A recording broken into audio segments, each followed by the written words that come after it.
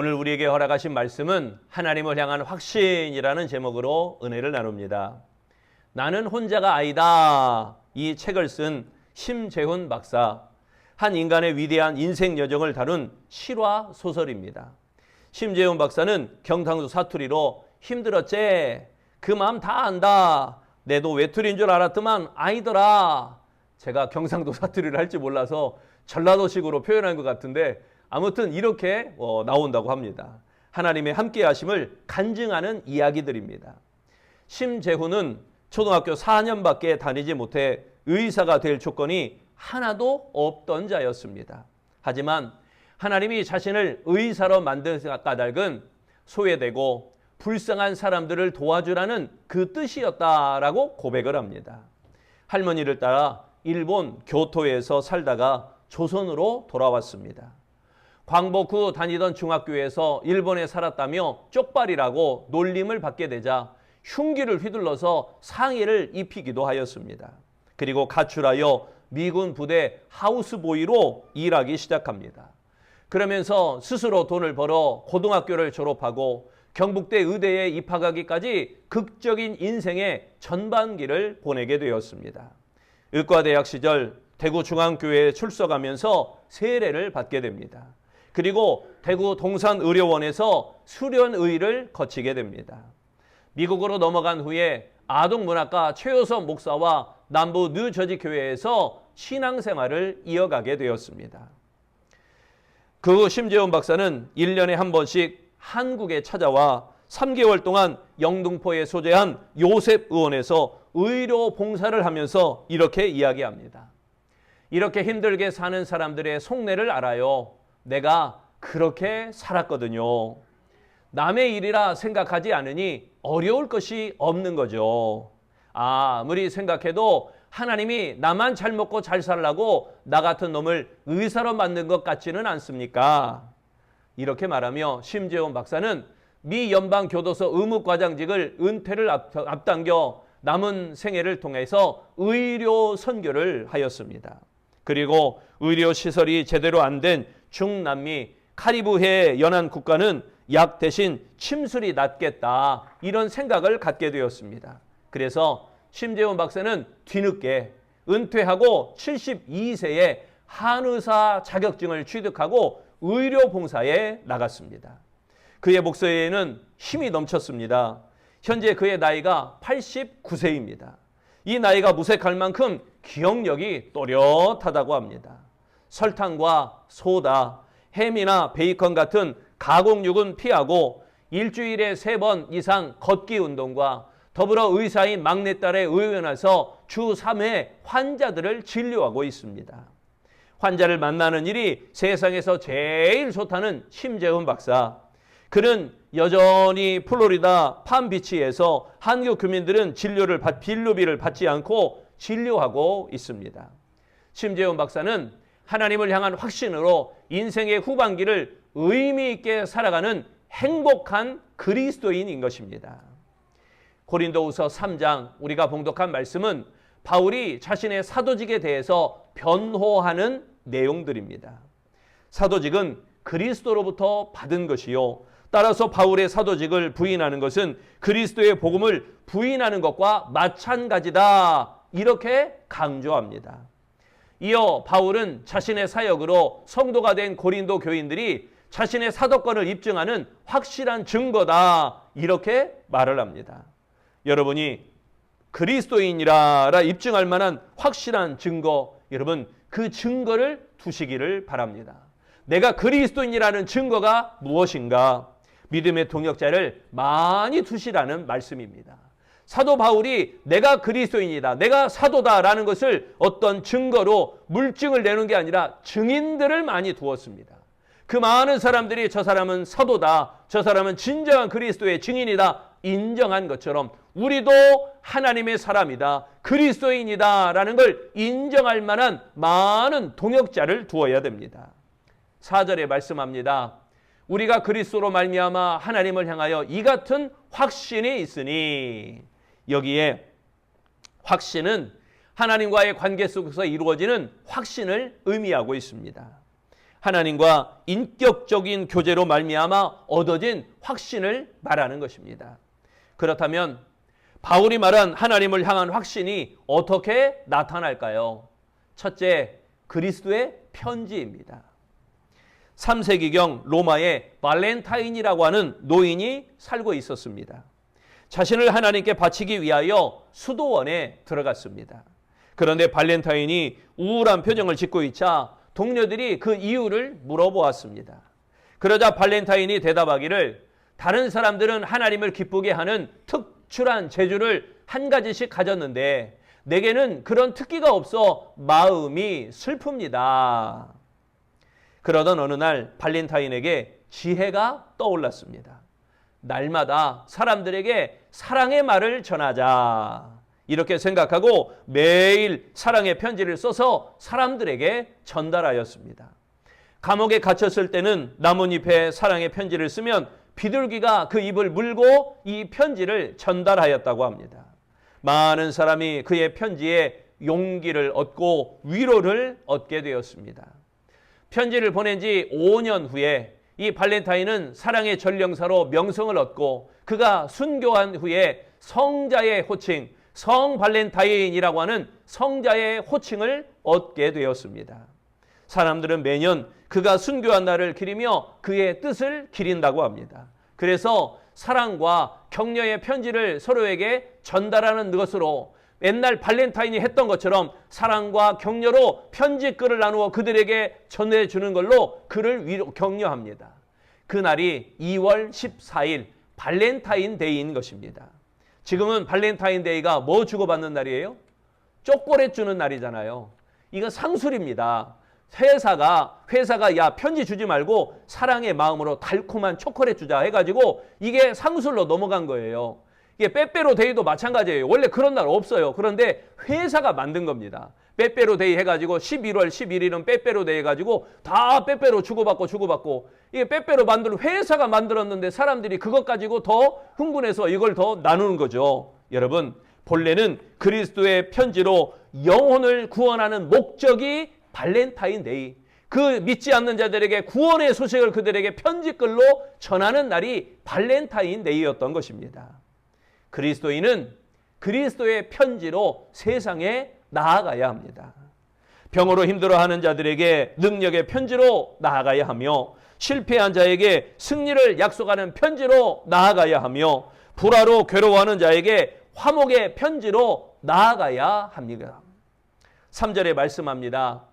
너희는 우리로 말미암아 나타난 그리스도의 편지니 이는 먹으로 쓴 것이 아니요 오직 살아계신 하나님의 영으로 쓴 것이며 또 돌판에 쓴 것이 아니요 오직 육의 마음판에 쓴 것이라.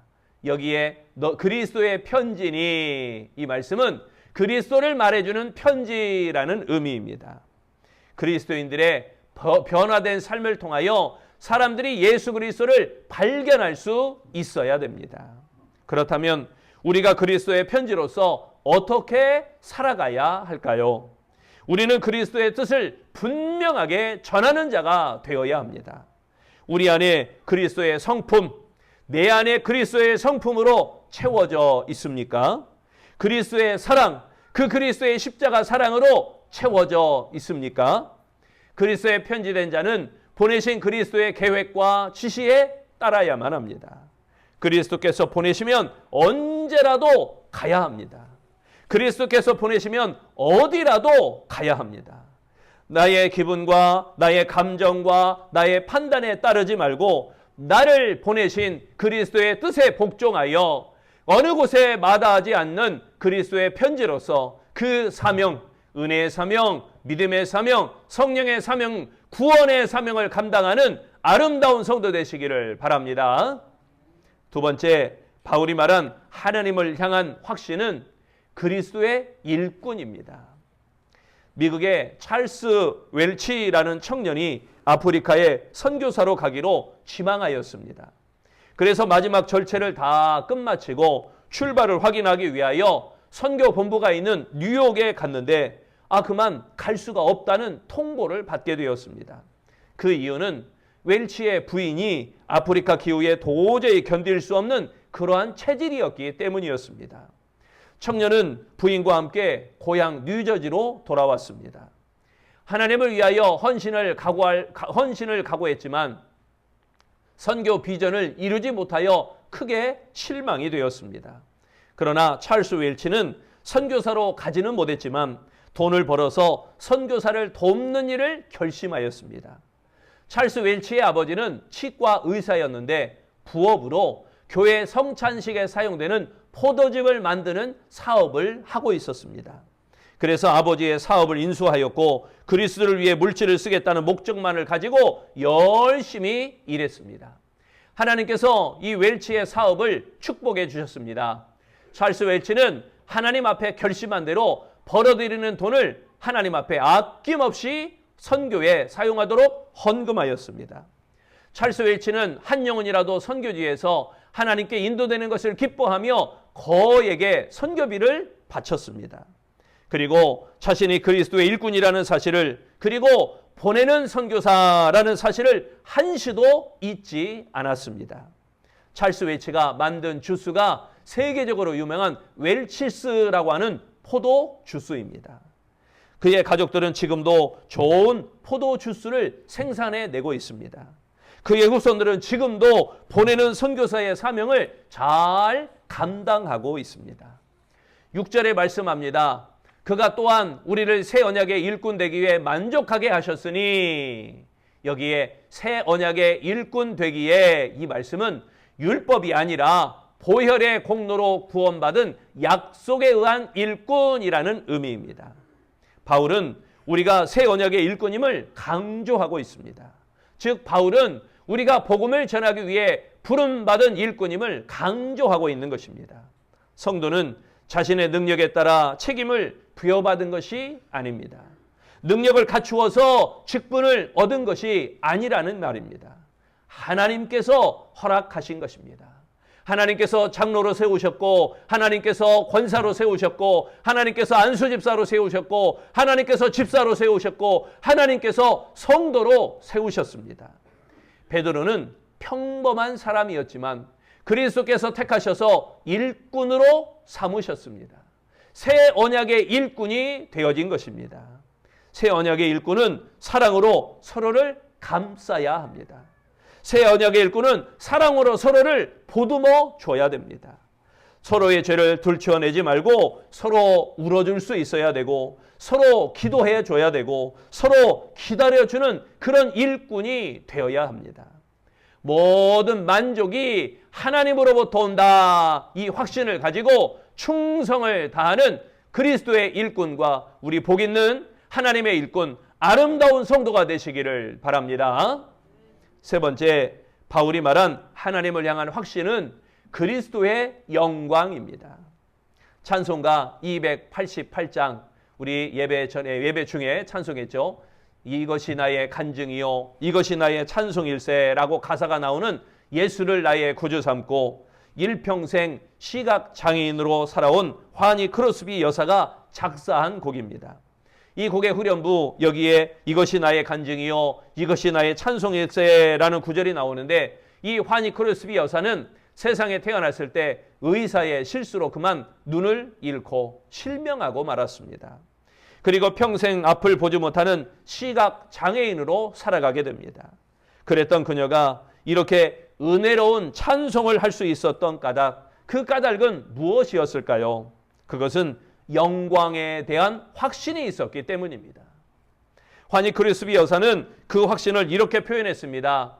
주 안에 기쁨 누림으로 마음의 복랑이 잔잔하니 세상과 나는 간 곳 없고 구속한 주만 보이도다.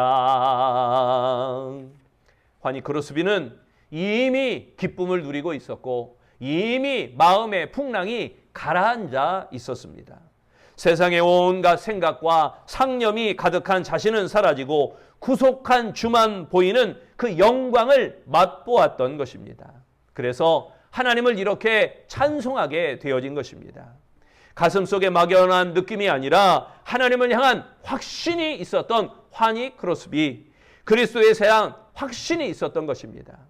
환희 크로스비는 죄에서 해방시켜 주시고 하나님의 자녀로 삼아 주신 그 영광을 확신하였기에 하나님을 찬송할 수 있었습니다. 11절에 말씀합니다. 없어질 것도 영광으로 말미암은즉 길에 있을 것은 더욱 영광 가운데 있느니라. 여기에 영광 가운데 있느니라, 이 말씀은 복음의 영광이 지속되다라는 의미입니다. 복음은 영광으로 말미암아 주어진 것으로 잠시 연관, 인연을 맺는 것이 아닙니다. 복음은 영광이 영원히 영구히 계속되도록 하는 상태를 가리키는 것입니다. 그리스도인은 그리스도로 말미암아 그 안에 있는 영광을 누려야 합니다. 바울은 비난받는 상황 속에서도 자신의 인생이 어떤 인생보다 영광된 인생이다, 이렇게 고백하였습니다. 바울에게 영광된 인생의 이유는 삶의 근거이고 삶의 목적이 되는 그리스도 안에 있기 때문이었습니다. 바울에게는 그리스도가 삶의 전부였습니다. 그리스도 때문에 살고 그리스도 때문에 죽고 오직 그리스도만이 바울에게 영광이었습니다. 그리스도로 말미암아 새 생명을 얻게 된 바울은 주님의 부르심이 무엇인지 깨닫고 그 뜻을 이루기 위하여 최선을 다하는 삶을 살았습니다. 여러분, 우리도 바울처럼 세상 어떤 것보다, 세상 그 무엇보다 그리스도의 영광이 되는 우리 아름다운 성도들이 되시기를 바랍니다. 동양 제1의 드라이 클리닝 회사, 동양 제1의 드라이 클리닝 회사의 하쿠요샤라고 하는 회사를 창립한 일본의 이가라시 겐지라고 하는 사람은 젊은 시절 친구에게 사기를 당하여 전 재산을 날리게 되었습니다.